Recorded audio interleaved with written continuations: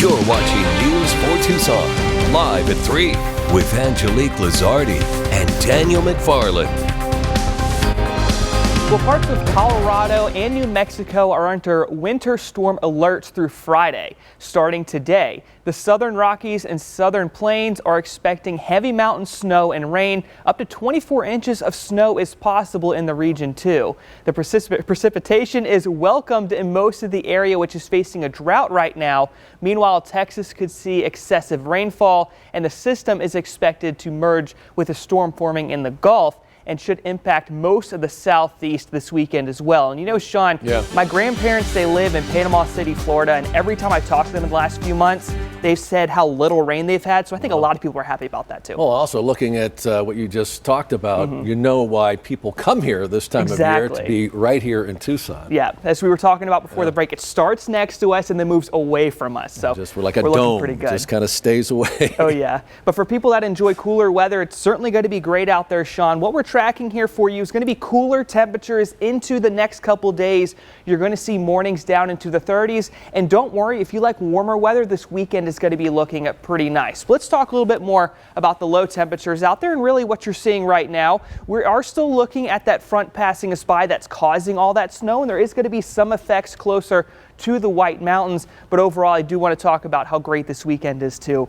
in just a few minutes. So checking out the radar at the moment, we are all clear throughout most of southern Arizona. I was keeping an eye on a few clouds up there in Greenlee County, closer towards Safford. That's really going to be our last chance to have any kind of snow passing them by. It looks like it's just about wrapped up at this time. That's because this low that you're seeing right here is going to continue to move up towards the north. The front currently is right about here, so it's still making its way through Tucson. So if you head outside right now, that's why you're seeing the stronger winds that you have going on at the moment. Now, what Sean and I were talking about before was all this snow right here just north of Albuquerque. That's going to be moving up into Colorado and away from us. So we're not going to see too many other impacts beyond the temperatures falling here in Tucson. And we've already begun to see that so far today. Upper 60s, lower 70s throughout much of town. I do think some of the cooler areas, Midtown, the foothills, but then you have the airport sitting at about 70 degrees. Green Valley is actually a tad bit warmer. The reason why is because the wind for you in Green Valley is a little bit less, and you're still seeing that same dry air that Tucson has, so that's allowing your temperature to rise up a little bit more. Safford also sitting at 71 because the front hasn't passed them yet, but if you check back in with their temperature tomorrow, that's going to be down into the lower 60s with the way things are expected to go. Morning lows across Tucson are going to be the coolest we've had in quite a while, especially if you live around Saddlebrook or Vail. 35, 36 degrees for you. Green Valley down to about 35, the coldest temperatures we've had in well over a week.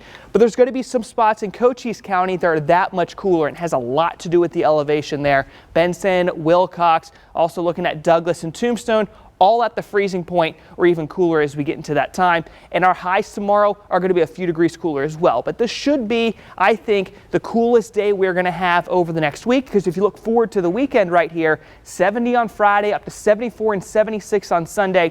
Keep in mind this time of year, your average high temperature is right there between about 65 and 67, depending on the day. It's going to be quite a bit warmer, but the mornings are still going to be pretty chilly if you're going to head out during that time. Now, beyond the weekend, things are still going to be on the warmer side. 76 on Sunday, as we talked about, up to 77 on Monday. These lows, though, are going to get a little bit more comfortable once you get into next week, getting out of the 30s. We're also going to be in the upper 40s throughout a couple days this weekend. I still think, though, Sean, you are going to need some hats and gloves for the next couple days, and potentially even an umbrella for next Wednesday. And that's something we'll be tracking for you in a bit more detail over the next few days. All right, thank you, Daniel. In today's For Your Health.